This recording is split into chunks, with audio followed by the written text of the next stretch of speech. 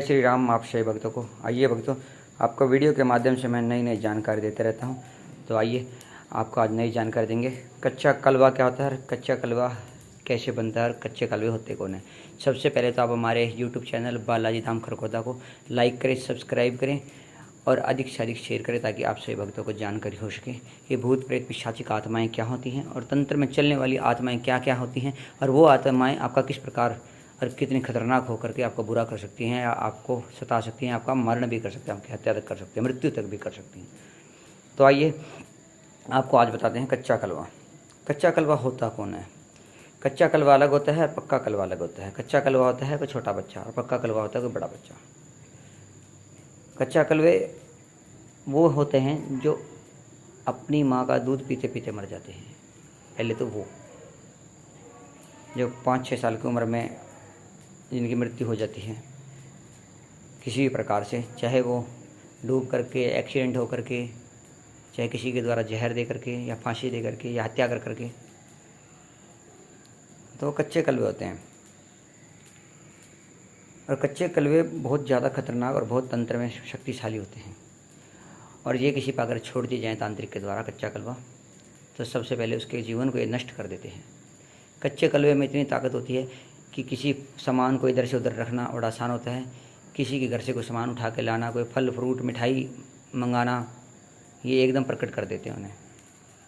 किसी के घर से पैसे गायब करना, किसी के घर से कोई सामान गायब करना। कई लोग आपने देखे होंगे अपने हाथ में एकदम मिठाई प्रकट कर देते हैं, वो कच्चे कलवे के द्वारा होते हैं। कोई पैसा प्रकट कर देते हैं। यहाँ तक कि पैसों की जो बारिश होती है एक तंत्र में खेल होते हैं। कुछ लोग इसे 1.5 फुटिया साधना भी कहते हैं, पर वो होती कच्चे कलवे के द्वारा ही है। कच्चा कलवा और 1.5 फुटिया एक ही साधना होती है। और कच्चा कलवा कोई आम नहीं होता, ये एक बच्चा होता है। जहाँ पर जब कोई बच्चा मर जाता है तो तांत्रिक लोग क्या करते हैं, जिस जगह पर उस बच्चे को दफनाया जाता है या उसका संस्कार करा जाता है, वहाँ जा करके उसे अपने मंत्रों के द्वारा अपने मंत्र बंधित कर लेते हैं। और ये कच्चा कलवे इतने ताकतवर होते हैं, ये कहीं भी किसी भी जगह पर, किसी भी शक्ति की पीठ पर, किसी भी मंदिर में जाकर घुस जाते हैं, क्योंकि देवता भी इनको एकदम दंडित नहीं करते हैं। कारण कच्चा कलवा एक बालक होता है, तो देवी देवता भी और देवताओं की शक्तियाँ भी इन्हें समझाती है, इन्हें माफ़ करती है, क्योंकि इन्हें अपना बच्चा बालक समझ करके एकदम इन्हें कोई दंड नहीं दिया जाता जिस तरह कि किसी प्रेत को दंड दिया जाता है। और एक कच्चा कलवा 10 प्रेतों के बराबर होता है। जितनी शक्ति 10 प्रेतों में होती है उतनी एक कच्चे कलवे में होती है, ये बात याद रखिए आप।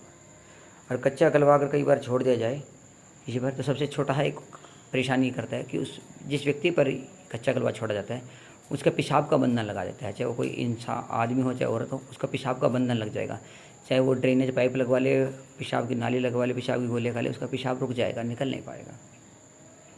और दूसरा, जब कच्चा कलवा किसी को छोड़ दिया जाता है तो उसके घर में ये प्रेतों की टोली को इकट्ठा कर देता है।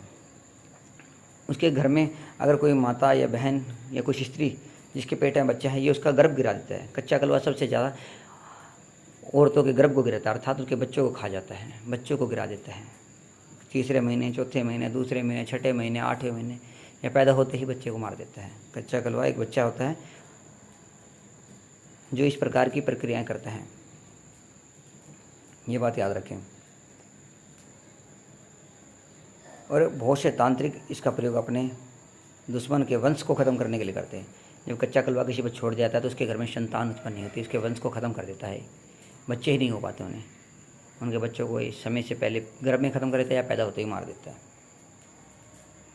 अगर कोई गर्भवती महिला जिसे बच्चा हो पेट में, अगर वो कच्चे कलवे की चपेट में आ जाती है तो उसका गर्भ बचना अर्थात उसका बच्चा बचना बहुत कठिन हो जाता है, उसे बचाना आसान नहीं होता। और कच्चा कलवा ज़्यादातर इन्हीं गर्भवती महिलाओं की तरफ और बच्चों की तरफ आकर्षित होता है। छोटे छोटे बच्चों में भी कच्चे कलवे घुस जाते हैं।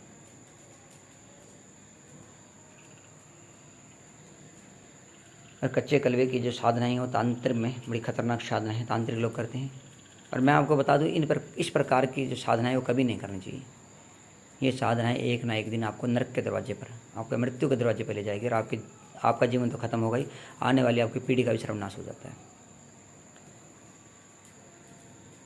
और जहाँ पर बच्चा कोई मर जाता है, उसे दफनाया जाता है, तो तांत्रिक वहाँ पर जाकर के साधनाएँ करते हैं, या जहाँ संस्कार गया था वहाँ जाकर उसे शुद्ध कर लेते हैं।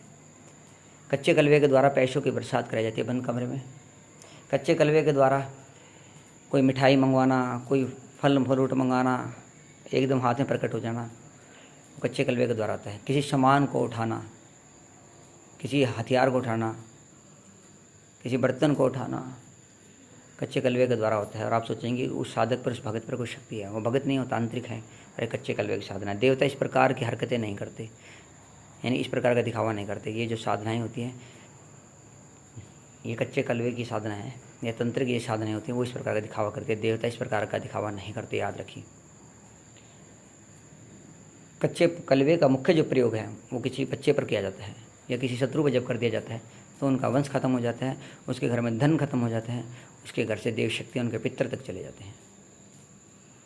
तो आज मैंने आपको जो जानकारी दी, कच्चा कलवा एक बालक होता है और कच्चा कलवा बहुत घातक और बड़ी खतरनाक विद्या है, और जो हर कोई भगत इसे रोक नहीं पाता। कारण कच्चा कलवा जो होता है वो एक बच्चा होता है, 5 साल का, 2 साल का, 2.5 साल का, और जैसे जैसे इसकी उम्र बढ़ती चली जाती है ये पक्का कलवा होता चला जाता है, कच्चे से पक्का। हमेशा याद रखें, जिस प्रकार हमारी आयु बढ़ती है, हमारा शरीर बूढ़ा होता है, उसी प्रकार इनकी आयु बढ़ती है, पर इनका शरीर नहीं होता। ये आत्मा की उम्र बढ़ती चली जाती है। ये कच्चा कलवा, पक्का कलवा, पिशाच, ब्रह्म, राक्षस बहुत अगली योनि तक चला जाता है और भटकता रहता है। पर याद रखिए, कच्चा कलवा वही होता है जो बच्चा मरता है। तो आज जो मैंने आपको जानकारी दी कच्चे कलवे के बारे में, इसका लाभ उठाएं और इससे बचने का सर्वोत्तम उपाय ये है कि आप श्री भैरव जी की पूजा साधना करें। काल भैरव अष्टक का आप पाठ करें अपने घर में, लाल आसन पर बैठकर भैरव जी के सामने सरसों का तेल का दीपक जला करके, और 41 दिन तक हर रोज 101 या 108